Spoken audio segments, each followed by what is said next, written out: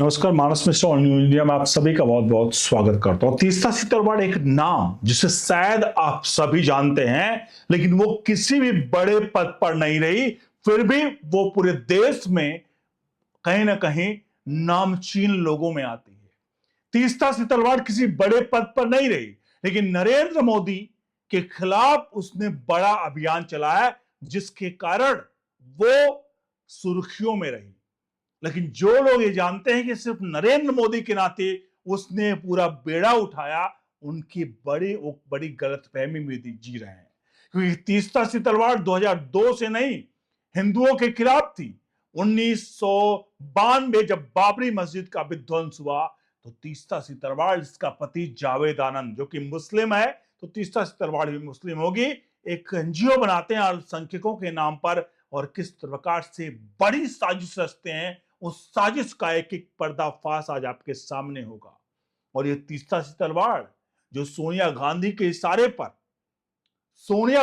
इशारे पर नरेंद्र मोदी को फंसाने के लिए, या कहें सोनिया गांधी ने तीस्ता सितरवाड़ को तैयार किया था, क्योंकि तीस्ता सितरवाड़ के एनजीओ को बहुत फंडिंग गई थी। किसके द्वारा? कांग्रेस के द्वारा। ये फंडिंग सोनिया गांधी के कार्यकाल में वो फंडिंग दी गई, और तीस्ता सितरवाड़ का इस्तेमाल बहुत ही खतरनाक तरीके से कांग्रेस ने किया।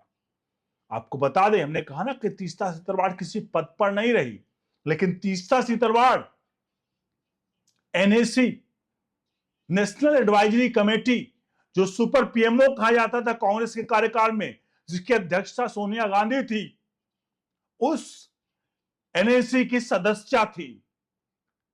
सोचिए, जो हिंदुओं के खिलाफ एनजीओ 1992 में बाबरी मस्जिद के बाद विध्वंस के बाद हिंदुओं के खिलाफ एनजीओ बनाकर बैठी थी, वो एनएसी की सदस्य थी सोनिया गांधी के खिलाफ। और ये वही सोनिया गांधी है जो दंगा नियंत्रण कानून ला करके हिंदुओं के खिलाफ बड़ी कहीं ना कहीं षड्यंत्र और साजिश के साथ कानून ला रही थी, जो हिंदुओं को खत्म करने का पूरा देश में एक बड़ा षड्यंत्र और साजिश के तहत यह कानून लाया जा रहा था। बहरहाल, इन सब के बीच में 2002 के दंगों के बाद सोनिया गांधी और कांग्रेस तीस्ता सितरवाड़ के जो रिश्ते हैं वो हम आपको बताएंगे, और कैसे तीस्ता सितरवाड़ ने केवल नरेंद्र मोदी नहीं, देश के 100-110 करोड़ हिंदुओं के पीठ पर छुरा घोंपने का काम सोनिया गांधी के जरिए कहीं ना कहीं मतलब तीस्ता सितरवाड़, सोनिया गांधी ने तीस्ता सितरवाड़ के जरिए किया।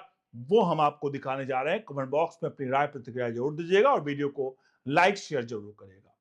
2002 के दंगों के बाद यूपीए सरकार जब सत्ता में आई 2004 में, तो तीस्ता सितरवाड़ को कई अवार्ड मिले। तीस्ता सितरवाड़ ने ऐसा क्या कर दिया कि अवार्ड मिला था उसे।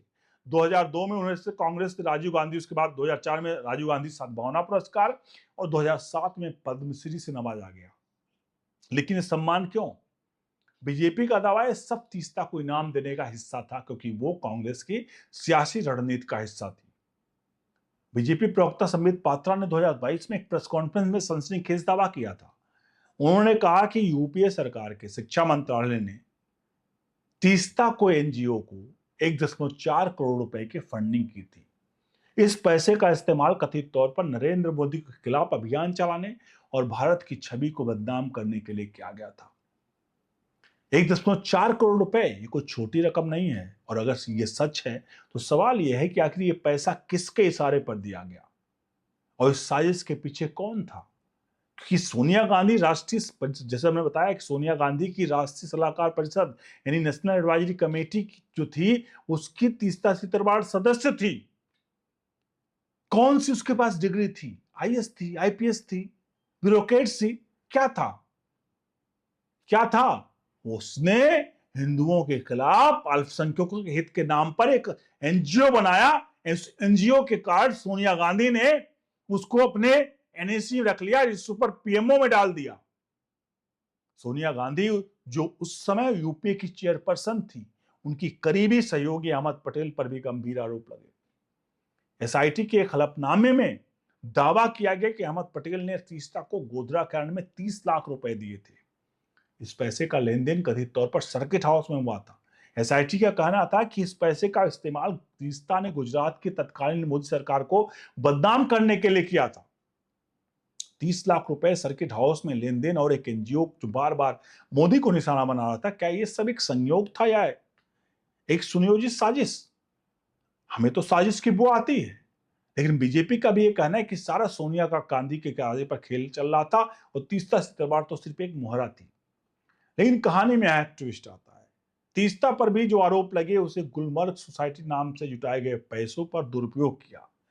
2013 में तीस्ता तलवार ने गुलमर्ग सोसाइटी में 12 निवासियों ने तीस्ता उसके पति जावेद आनंद के खिलाफ जांच की मांग की, जिसमें दावा किया गया कि उसने दंगा पीड़ितों के लिए जो चंदे इकट्ठा किए थे वो निजी काम में इस्तेमाल किए।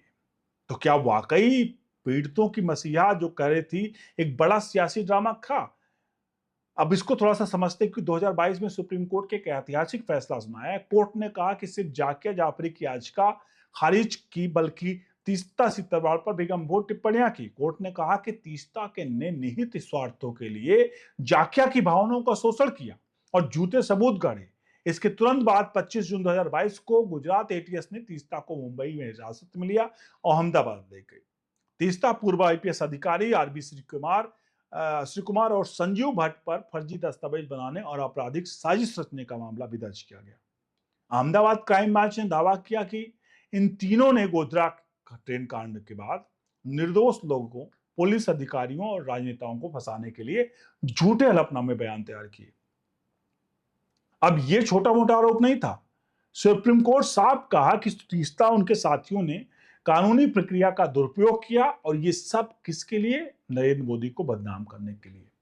सवाल यह था कि क्या तीस्ता अकेले सब कर सकती थी? बीजेपी का कहना है कि इसके पीछे कांग्रेस पूरी ताकत थी।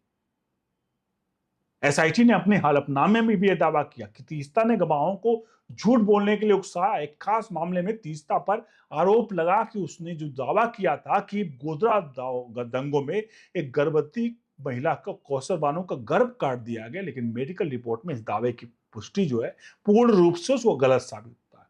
झूठी कहानियां, फर्जी दस्तावेज, गवाहों को गुमराह करना, क्या ये सामाजिक न्याय था? ये सामाजिक न्याय की लड़ाई थी।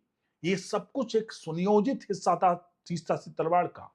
और तीस्ता सितरवाल की मुश्किलें यहीं खत्म नहीं हुई। 2023 में गुजरात हाईकोर्ट ने उसे जमानत याचिका खारिज कर दी और उसने तुरंत सरेंडर करने को कहा।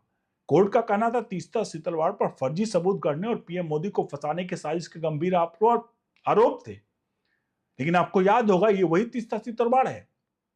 उसी दिन शाम को जब सरेंडर करने को कहा, उसी दिन शाम को सुप्रीम कोर्ट पहुंच गई। और फिर आप जानते हैं फिर क्या कुछ हुआ। रात में 2 जजों की कमेटी बनाई जाती है। फिर वो जब जज कमेटी फैसला नहीं सुना पाती, फिर अगले 1 घंटे में फिर 3 जजों की कमेटी बनाई जाती है। वो फैसला नहीं सुना पा वो फैसला तब जाके रात को 10:30 बजे सुनाती है। इतनी जल्दी क्या आन पड़ी थी कि इतना जल्दी तीसरा तलवार जमानत पर अगर नहीं गई तो आसमान फट जाएगा। ये कोर्ट के जज साहब का बयान था। लेकिन गुजरात हाईकोर्ट ने एक और मामले में फिर तीसरा तलवार को झटका दिया। 2005 में जो पंचमहाल जिले में पंडरवाड़ा में एक सामूहिक कब्र का खुदाई का मामला सामने आया, जिसमें तीस्ता का नाम था। आरोप था कि तीस्ता उसके एनजीओ ने बिना उचित प्रक्रिया के 28 शवों को कब्र से निकाला, जिससे धार्मिक सब भावनाएं आहत हुई और हाईकोर्ट ने इस मामले में तीस्ता को राहत देने से इनकार कर दिया।